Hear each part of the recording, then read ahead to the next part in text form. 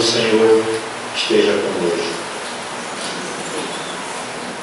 Eu estou até mais emocionado que ele dia, porque eu tenho uma ligação muito forte com a casa, em respeito aos trabalhadores aqui, encarnados e desencarnados, que tocam essa grande obra. Se nós, de uma maneira, de uma forma muito superficial, pesquisarmos num dicionário, numa enciclopédia, o que é ação? Ação é tudo que se faz, é resultado do fato de agir, isso de uma forma superficial.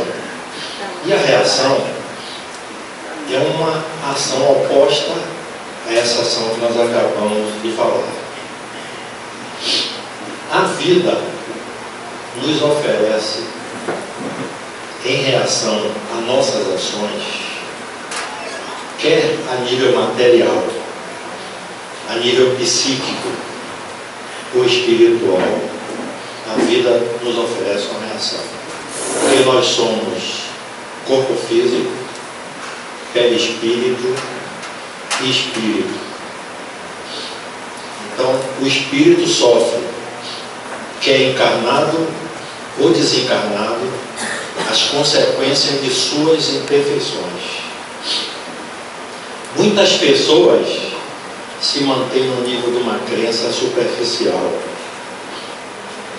uma crença conveniente, não se questionam até que ponto essa crença me torna melhor. Leonardo Boff perguntou uma vez a Dalai Lama qual era a melhor religião, e ele respondeu: é aquela que lhe faz melhor. É aquela que lhe faz melhor. Até que ponto essa crença me faz melhor? Muitas pessoas ficam exoneradas de qualquer obrigação com a fé. Não se aprofundam. Na introdução do livro do Evangelho segundo o Espiritismo, nós encontramos lá o Código Divino. Ele, por si só, ele se constitui uma regra de proceder que abrange todas as circunstâncias de nossa vida, de encarnado e de desencarnado. Esse código é um princípio básico para todas as relações sociais que se fundam na mais rigorosa justiça e é também um roteiro infalível para a felicidade atual e a felicidade vindoura. Eu acredito que nós estamos aqui hoje à tarde não para assistir uma palestra sobre ação e reação e o caso de Silas. Nós estamos aqui em busca da nossa felicidade. E não é a felicidade com F minúsculo, é a felicidade com F maiúsculo.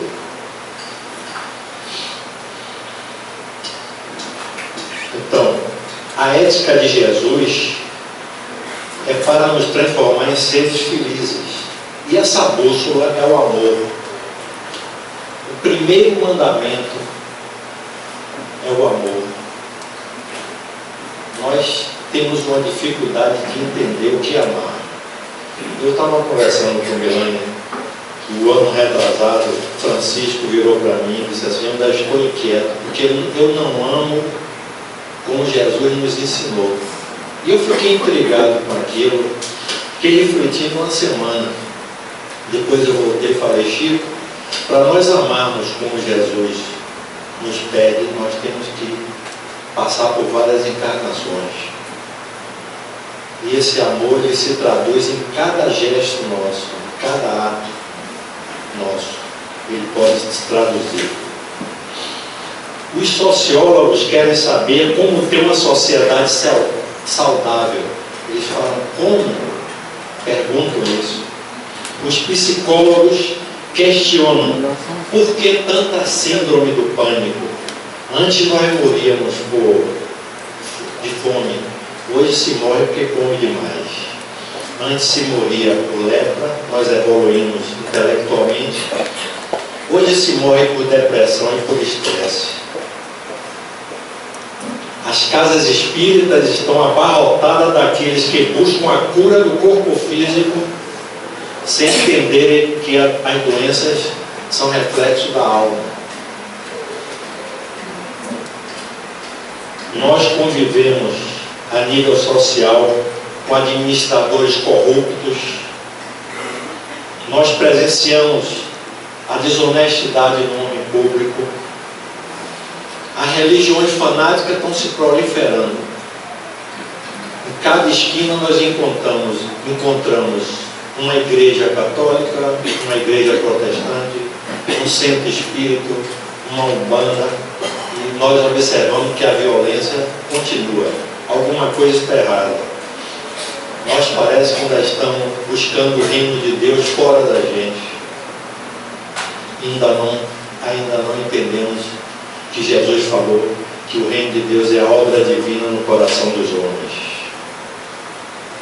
Nós ainda não percebemos que em Jesus está o roteiro para o desenvolvimento saudável. Que o Jesus que nos apresenta aí é um Jesus caricaturado.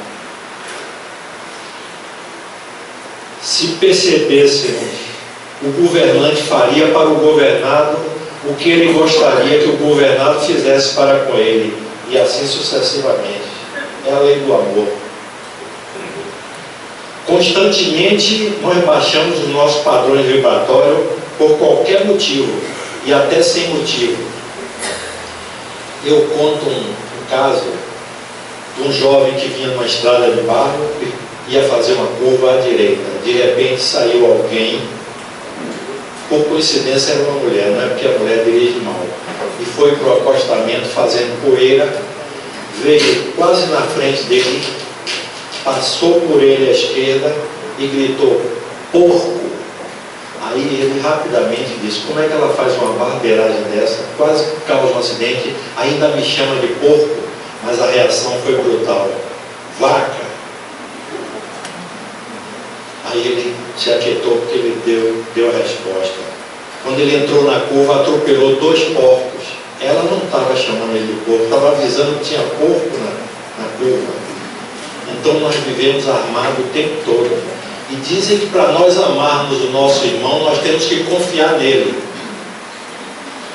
E a propósito, se encaixa o caso de Chico, que ia viajar, e os vizinhos dele não eram confiáveis.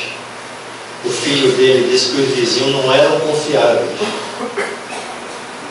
Preocupado. No dia da viagem, Chico chamou o filho, foi até lá, pegou a chave, entregou para o vizinho e disse: nós vamos viajar, tome conta da casa aí, se você precisar de alguma coisa, quem é que vai fazer isso hoje? Quem é que vai fazer isso hoje? Mas para amar nós temos que confiar. Constantemente nós estamos baixando esse padrão vibratório, é por isso até que nós ficamos adoentados. No campo físico, para sermos identificados, nós precisamos de digitais, precisamos de identidade, de CPF. Nós reconhecemos a natureza de qualquer pessoa, em qualquer plano, pelas suas ocupações.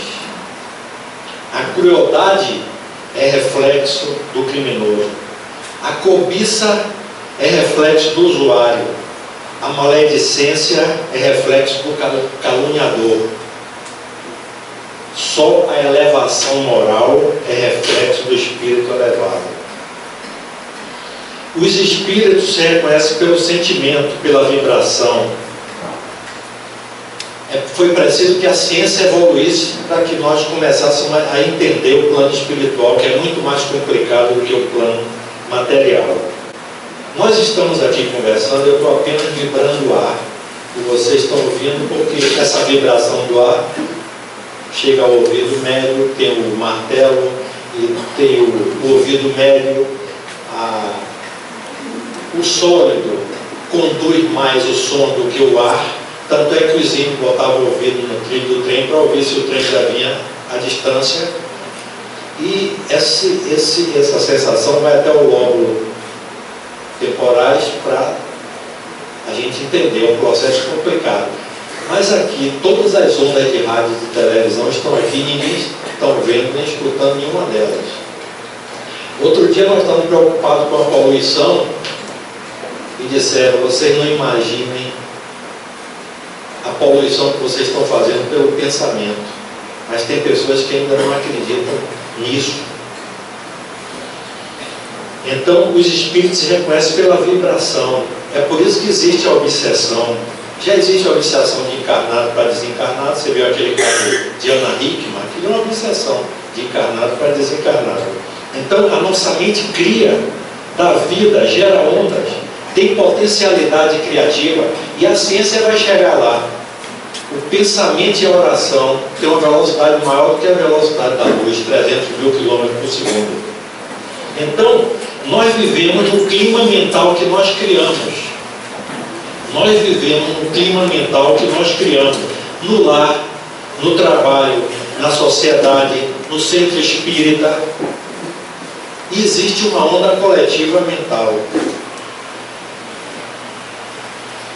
Essa semana minha filha estava com a calça toda rota, comprou muito cara. E você pegou uma roupa velha para vestir, quer dizer, a onda coletiva coloca na cabeça uma coisa que há 10 anos atrás, se você saísse com a roupa rasgada, você tinha que voltar para trocar. Hoje você compra a roupa mais cara que está rasgada.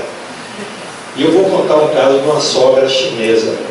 O pessoal lá na China tinha uma brigazinha com a sogra, né? E uma mulher disse assim, eu não vou suportar essa mulher, eu tenho que dar um jeito nela, na sogra. E procurou alguém que fazia remédio, preparar medicamento, e disse que deu um veneno para matar ela. E levou, e começou a dar. Aí o senhor disse para ela, você tem que dar esse remédio aos poucos e começar a tratar ela bem, senão o pessoal vai desconfiar que você envenenou ela. E ela começou a tratar bem a sogra, começou a gostar da sogra, a sogra começou a gostar dela, a sogra ia assistir televisão, ela botava o puff, a sogra colocava o pé. Então criaram aquela amizade entre as duas. Depois ela volta para o rapaz e diz assim, eu não quero mais matar a sogra, como é que nós vamos reverter? Aí ele disse, não, eu não coloquei veneno, eu coloquei uma substância para ela ficar mais forte, viver mais e você ter tempo de amá-la.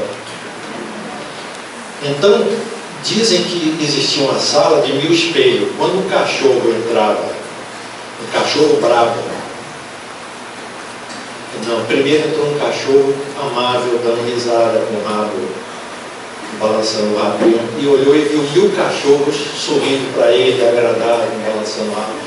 Ele disse, que lugar agradável, amanhã eu vou voltar aqui. E no outro dia entrou um cachorro raivoso, dando um grunhido, com o rabo para baixo.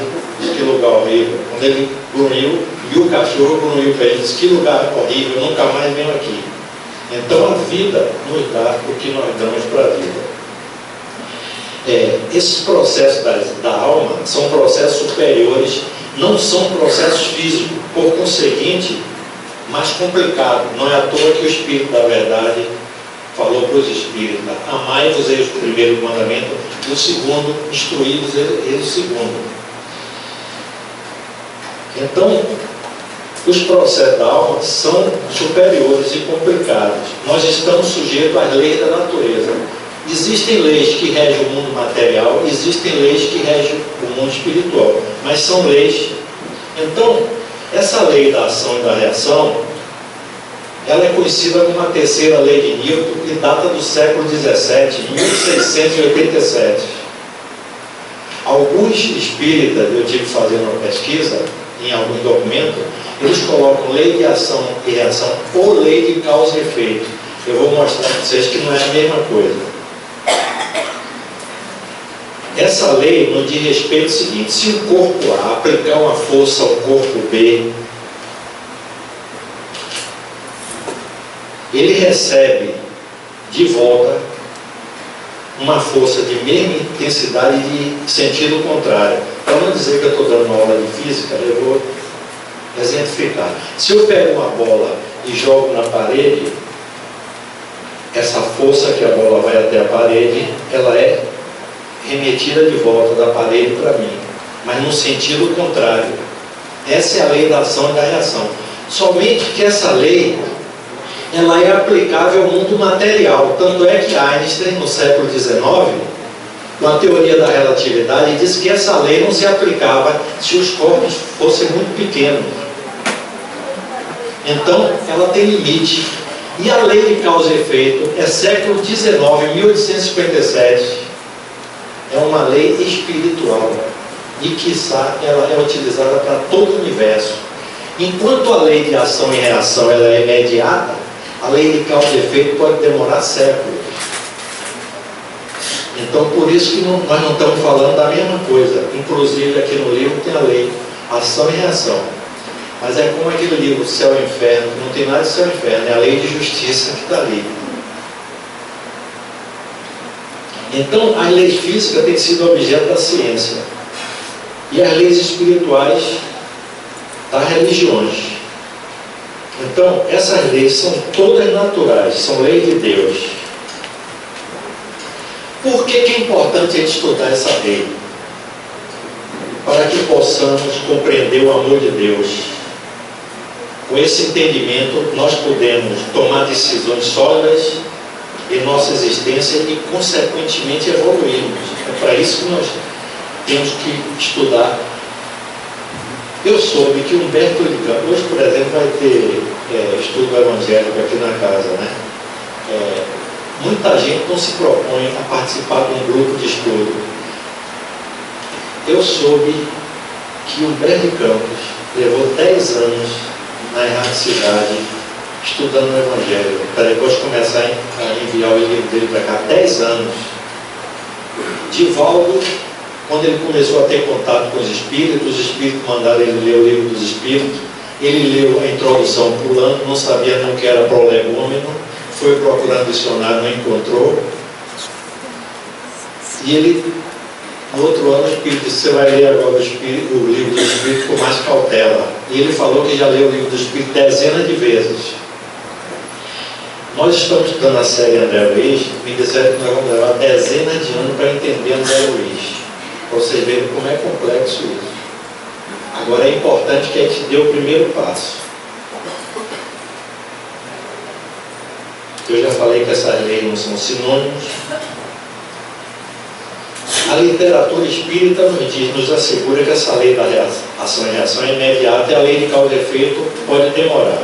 Então, ação e reação também é título desse livro ditado pelo espírito André Luiz, psicografado por Chico Xavier. E hoje a gente vai fazer uma pequena reflexão aqui sobre o caso Silas, que é o capítulo 9 do livro. Mas essa história é apenas um exemplo significativo, dentre outros tantos, da atuação da lei de ação e reação. André Luiz, em espírito, mais experiente, a gente conhece muito o André Luiz do nosso lar, agora ele mais experiente, ele passa 3 anos estudando a lei de ação e reação nas colônias de espíritos sofredores, mais precisamente na Mansão da Paz. 3 anos estudando a lei de ação e de reação. Essa Mansão da Paz, ela está encravada em regiões umbralinas, mais densas e paralelo ao planeta Terra, pouco desenvolvido espiritualmente. Nós sabemos que parece que é o segundo menos evoluído do sistema que nós estamos. Por estar encravado em regiões umbralinas, são mais densas e paralelas a esse planeta. Agora, existe falange de espíritos intercessores, como tem falange de espíritos obsessores. Eu, quando ouvi a Medrado dizer que nós tínhamos 7 bilhões de encarnados, eu não era espírita naquela época, mas eu gostava de ouvir Divaldo, eu ouvia Medrado, eu ouvia dizendo que nós tínhamos aproximadamente 14 bilhões desencarnados e 7 bilhões encarnados. Me veio logo o pensamento: para contar os encarnados é difícil, como é que esse pessoal conta desencarnado? E hoje eu tenho convicção que eles têm mais poder de contar encarnados e desencarnados do que nós próprios. Então, André Luiz estava aí procurando conhecer mais sobre o mecanismo da encarnação e da lei da ação e reação, logicamente que aí era o lugar mais adequado de pessoas que estavam sofrendo mais.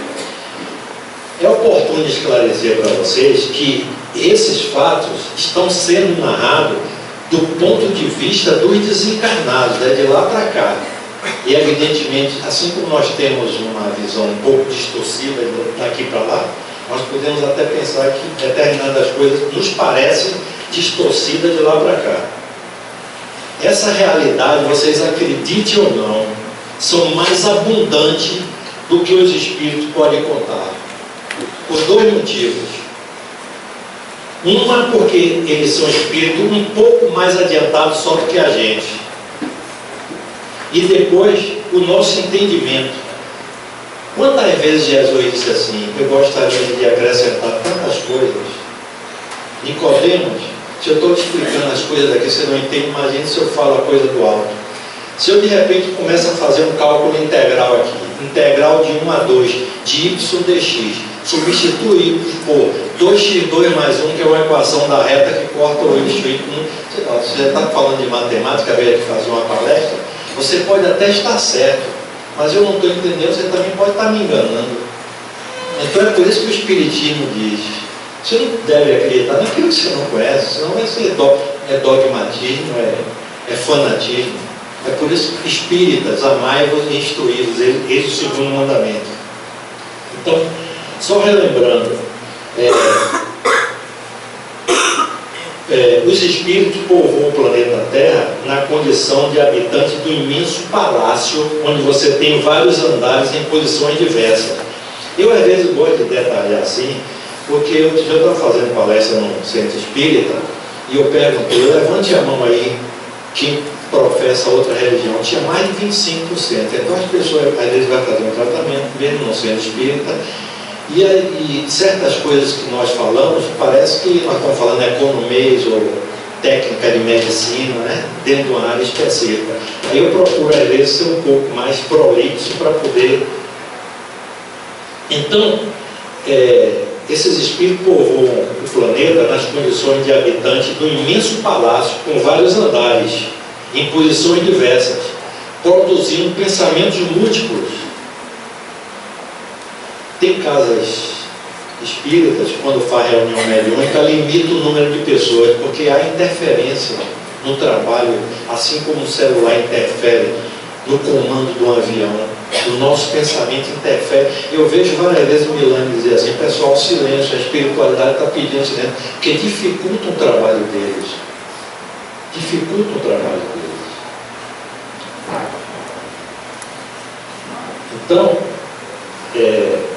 André Luiz, agora vai entrar na história, viu? André Luiz, Hilário, André Luiz nós já conhecemos, Hilário estava no plano espiritual, e Silas, que é o caso de Silas. Silas estava lá na qualidade de assistente, trabalhando no mundo espiritual na erradicidade. Nós trabalhamos muito antes de voltar. Às vezes a gente trabalha até no desdobramento do sono.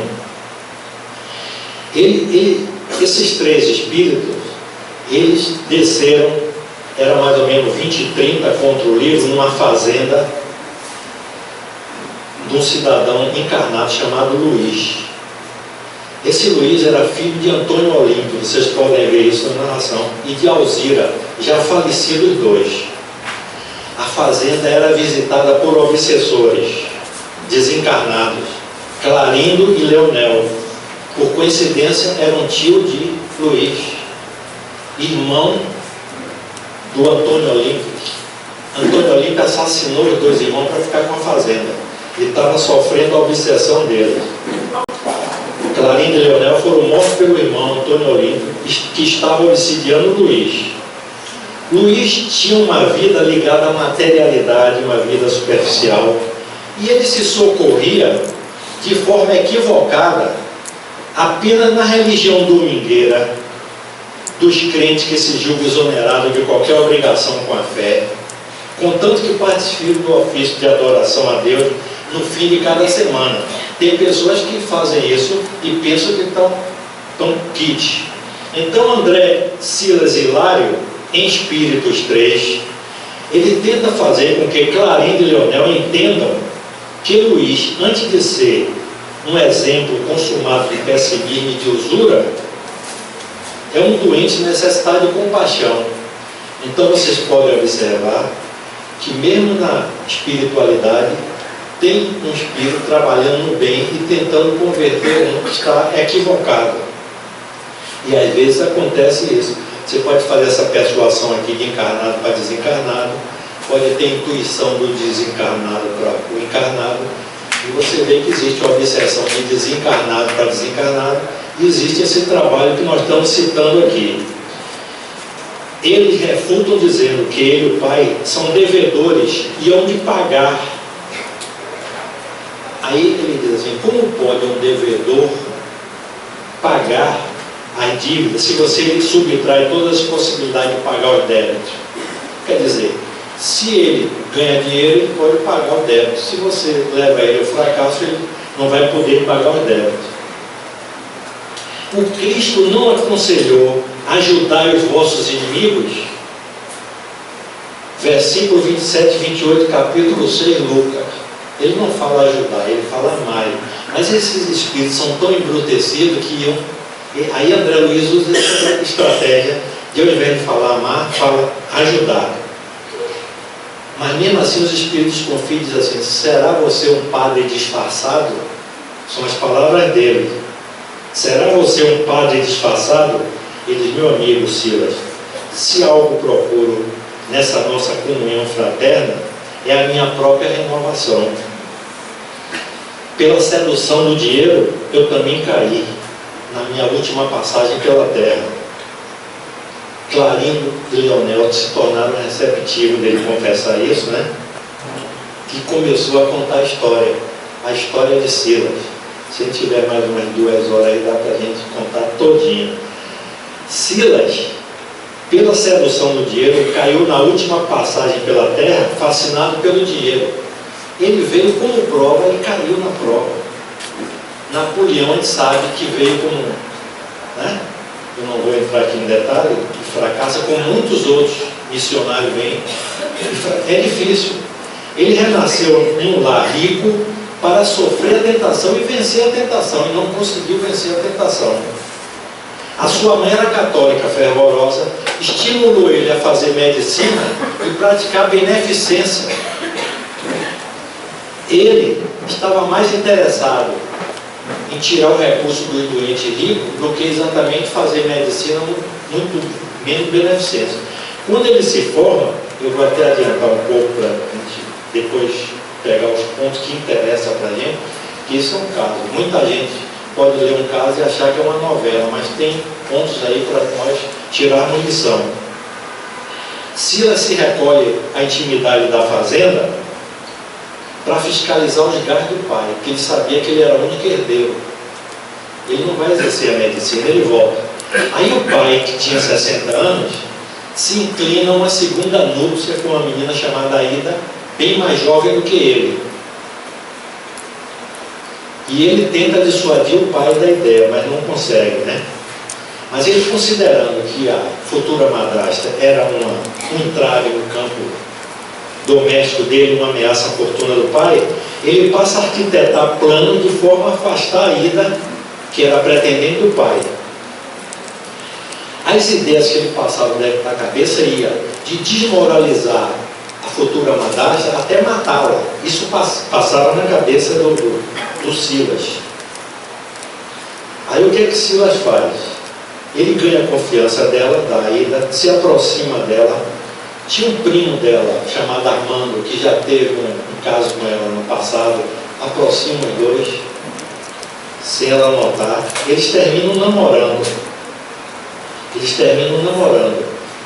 Sem perceber a manobra, a Aida cede às ofensivas de Armando e começam a namorar. Aí o que acontece? Certa noite, Silas aparentou completa ausência de casa, sabendo que os amantes estavam segregados lá no aposento contíguo ao dele. Ele procura o pai, mascarando-se de intensa dignidade ofendido. O que é que ele faz? Ele chama o pai ao brio, numa expressão sintática dos fatos que vinham acontecendo. Lívido e trêmulo, o doente exigiu provas, e Silas não fez mais do que conduzir o pai cambaleante até a porta do quarto, que ele já deixou um pouco encostado, ele não trancou a porta. Bastou o empurrão, o genitor desolado flagrou o que desejava. Então o Armando, cínico, afastou-se leve, ciente de que o sexagenário abatido não podia lhe agredir. Então o Armando foge. 2 semanas passaram para a família, semana pesada. Enquanto a Ida ocupava o leito, assistida por um médico que nem de longe conhecia a tragédia, Silas afagava o pai com sugestões para que os bens fossem passados para o seu nome, uma vez que eles não podiam desfazer o matrimônio diante das autoridades. Aí, pouco depois, a madrasta aparece morta, os médicos confirmaram o envenenamento fulminante, mas isso não é tudo. Constrangido, os clínicos notificaram ao pai de Silas tratar-se de um suicídio fulminante. Silas regozija-se, mas a sua alegria dura pouco, porque desde que a segunda mulher de seu pai morrera, ele acamou-se para não mais se erguer. Ao fim de 2 meses, ele entrou em agonia e confirmou haver administrado um violento tóxico no calmante habitual. O pai matara a Ida. Não era suicídio. Isso deixou Silas perturbado, porque ele se viu responsável pela morte do pai e começou a carregar o remorso. Pela primeira vez, a consciência veio pelo sofrimento e doeu nele. Em pavorosa crise moral, ele viaja para a Europa. Na volta, ele não consegue ir para casa, para a fazenda. Aceita hospedar-se a convite de um amigo na casa dele. Certo dia, na casa desse amigo, pensando em ingerir bicarbonato de sódio, ingere um poderoso veneno e morre da mesma forma que a Ida. É dado como suicida, como suicídio de um jovem rico, deprimido e desiludido. No mundo espiritual, a mãe de Silas, que era católica, rogava para ter uma segunda chance junto com o marido e a madrasta aqui. Tenho necessidade de grande esforço no bem e de fé vigorosa para não cair outra vez, porquanto é indispensável me consagre nova experiência entre os homens. Antes de tudo, é imprescindível vir encontrar minha madrasta no vasto país de sombra em que nos achamos. Vali-me da fraqueza de Aida, agora eu e meu pai, ele está arrependido. Quando a pessoa se arrepende, como Pedro que traiu Jesus, ele se recupera. Agora, se você tiver remorso, é como Judas, você tenta se agredir, por isso que Judas se suicida. Então, é imprescindível que venha encontrar minha madrasta. Vali-me da fraqueza de Aida, agora eu e meu pai, que lhe complicamos o caminho, somos naturalmente constrangidos a buscá-la, soerguê-la, ampará-la e restituir o equilíbrio relativo à terra. Meu pai e eu, assistido por minha mãe, que já estava no nível espiritual maior do que ele, em esferas mais altas, estamos associados ao mesmo empreendimento. Tão logo a divina misericórdia nos permita semelhante felicidade, meu genitor, envolvido no amor e na renúncia de minha mãe, que com ele retornará a lide da carne. Tem uma oração que ela faz aqui, uma oração linda, agora é muito extensa, são 2 páginas. Ela vai vestir-se de uma nova expressão corpórea no plano das formas físicas e ambos, na mocidade terrena, retornando aos laços humanos do casamento, recolherão por filhos abençoados, Aida e eu. Quer dizer, Aida e Silas virão como filho do pai que assassinou a Aida. A mãe está acima, a mãe está descendo para ajudar também. Aida e eu seremos irmãos nas teias consanguíneas. Em face da magnanimidade divina, serei novamente médico, ao preço de imenso esforço. Na outra encarnação, o pai pagou todo o estudo para ele e ele fracassa. Agora ele vai ser médico, com esforço imenso, e vai ter... Eu me lembrei dos 36 mil médicos que nós temos como Médicos Sem Fronteira. A gente não sabe por quê. Que é louvável num país desse, num mundo desse, o camarada estudar 20 e tantos anos e ir para lá sem ganhar nada para ser médico sem fronteira. 36 mil. 36 mil. A minha madrasta, que por certo viverá sofrendo deplorável intoxicação da alma, nascerá em um corpo franzino, de maneira a sanar as difíceis psicoses que lhe marcarão a existência da carne. Ser-lhe assim irmão e enfermeiro, companheiro e médico. Silas auxiliava Clarinda e Leonel, identificando-se como irmão de luta e aprendizado. Ele estava catequizando e doutrinando outros espíritos. Quanto tempo se gasta para se refazer a inconsequência de um simples minuto? Aí Jesus diz: se ajuste com o teu inimigo enquanto você está a caminho, senão você será entregue ao juiz, e o juiz lhe passará para o ministro, e o ministro lhe porá na cadeia, e você ficará preso até que pague o último centavo. Parece que ele está falando grego, não está? Se ajuste com o teu inimigo enquanto você está a caminho, enquanto você está encarnado, porque senão o juiz, a tua consciência, a lei de Deus está escrita na nossa consciência, entregará ao ministro a lei de ação e de reação que nós estamos estudando aqui, e lhe porá na cadeia. A cadeia é o corpo físico. Os espíritos têm essa visão. Quando encarnam, como se entrasse numa cadeia, e é que nós ficamos limitados, e você voltará até que pague o último centavo. Outras encarnações. Por isso que Jesus diz assim: passará o céu e a terra e minhas palavras não passarão. A terra tem 4,5 bilhões de anos, e dizem que o sol, esse sol daí vai se apagar com 4,5 bilhões de anos. Então eu estou forçado a crer que o sol vai se apagar e as palavras de Jesus não vão se apagar. Quando eu vejo Humberto de Campos estudando 10 anos o Evangelho, alguém me disse para a gente entender, André Luiz, nós vamos levar dezenas de anos. Vocês vejam como é a complexidade do mundo espiritual. Agora, tanto é complexo como belo. E você vê a que futuro nós estamos relegados, né?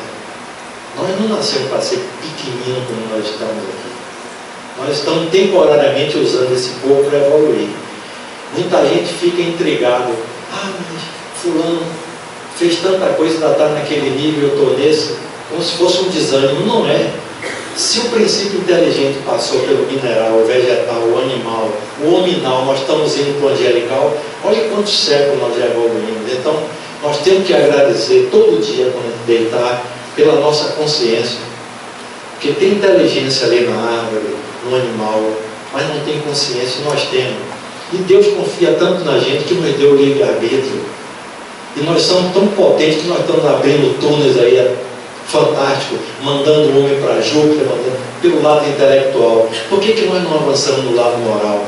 Toda essa decadência nossa aí é por causa da moralidade. Nós não precisamos mais de tecnologia. Nós já desbravamos o DNA, a energia atômica. Em termos morais, nós não estamos nem obedecendo a lei de Moisés.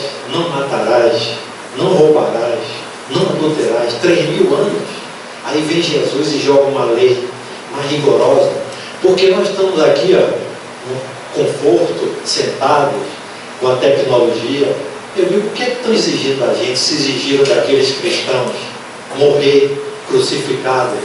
Quando Zebedeu entregou os 2 filhos para Jesus, Zebedeu, preocupado, disse: Senhor, ainda não conhecia o mestre direito, dizia que ele era revolucionário, não entendia a boa nova. O Evangelho vai ser bom para todo mundo? Zebedeu, nós vamos entrar num campo de batalha, Zebedeu. Nós vamos ser mortos, crucificados. Imagine você com 2 filhos entregando um homem e ele dizendo isso para você. Que consolo! E Zebedeu entendeu ele. Ele disse: mas até morto nós estaremos de pé. Como é que você morre e fica de pé? É o Espírito. Jesus falava para o Espírito. E Zebedeu caiu de joelho perante ele. E ele levantou Zebedeu. Zebedeu levanta. Quem está com Cristo só fica de pé. Então eu fico observando o seguinte: Judas, que sempre ficava ligado com moedas, ele vendeu por 30. Ele equivocado. Judas amava Jesus. E ele, no decorrer, ele sempre se envolvia com moedas. Numa reunião dessa, ele pegava um saquinho e já começava a coletar as moedas. Uma vez Jesus disse: esse saco seu tem 7 moedas, mas cuidado para você não sucumbir com o peso das moedas. Uma vez ele foi assaltado, disse que ele era ligeirinho e rápido, e andava com canivete na sandália. E ele se esquivou dos bandidos e chegou lá. Primeira coisa que Jesus disse: esse ladrão que lhe assaltou, ele está pesando dinheiro mais do que você, vá lá e devolva. Aí Judas foi, ele sempre tentava enganar Jesus. Chegou lá, olhou para um lado, olhou para o outro, entregou a metade do dinheiro. Quando chegou lá, Jesus de novo: Judas, por que você só aprende a metade da lição?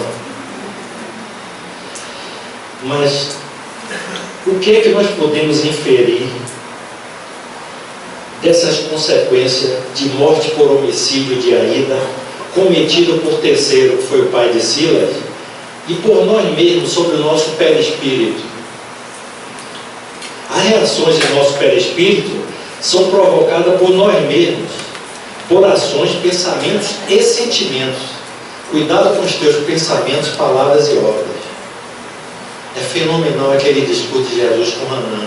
Ele ainda não tinha nem formado a equipe dele. E o sacerdote arrogante: Galileu, o que fazes tu na cidade? Galileu já era um pejorativo, não vê nada que preste da Galileia. Procura implementar o reino de Deus. Sabes tu o que é isso? Tem algum príncipe que vai lhe ajudar? Só para ser breve, você já viu alguma estátua feita com fragmento de lama? E Jesus disse: não há mármore mais singelo do que o sentimento. E fala também da boa vontade. Quando ele falou do sentimento, eu não tinha percebido isso. Mas você vai ouvindo uma coisa, lendo outra coisa. Nós observamos o seguinte: Divaldo uma vez falou que ninguém fala sem pensar. Eu falei sem pensar. Não existe isso. Pensamentos, palavras, obras, hábitos e destino. Mas antes do pensamento, meu sentimento. Olha onde Jesus colocou para Hanã: o sentimento. Nós dizemos assim: nós temos uma consciência. Nós não temos consciência, nós somos consciência. Nós não temos um espírito, nós somos um espírito. Mas nós teimamos em viver como se fosse matéria. Então, a morte por homicídio não causa lesão perispiritual, posto que quem causa o desequilíbrio da lei foi o homicida. Pelo relato de Silas, ele teve o mesmo motivo de desencarne de Aída. Os projetos para a reencarnação, que é muito bem feito e muito trabalhoso, vocês não imaginam como é esse projeto para nós reencarnarmos. Vocês não imaginam. São diferentes esses projetos. Aída não reiniciara o seu processo de transformação ainda, mas Silas já estava trabalhando. Isso vai ser contado aqui. Conta aqui. Então Silas vai renascer um corpo sadio na qualidade de irmão consanguíneo dela. Aída encontrava psicamente, quer dizer, no espírito, ligada a regiões umbralinas,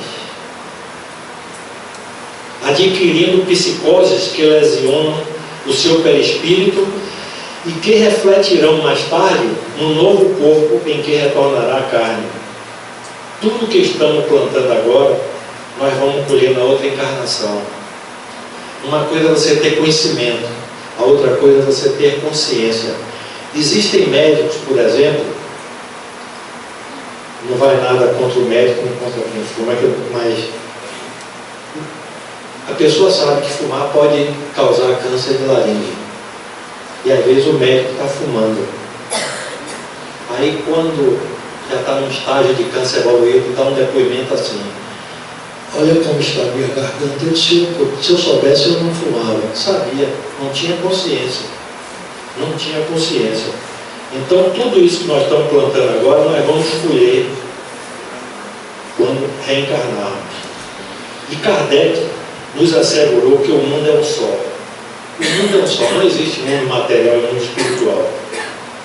O problema é que tem aspectos visíveis e aspectos invisíveis. Por exemplo, nessa água aqui pode ter uma bactéria, ninguém está vendo, e ela continua sendo matéria, quer dizer, nem matéria nós enxergamos.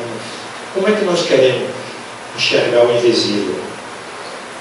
Com os olhos físicos.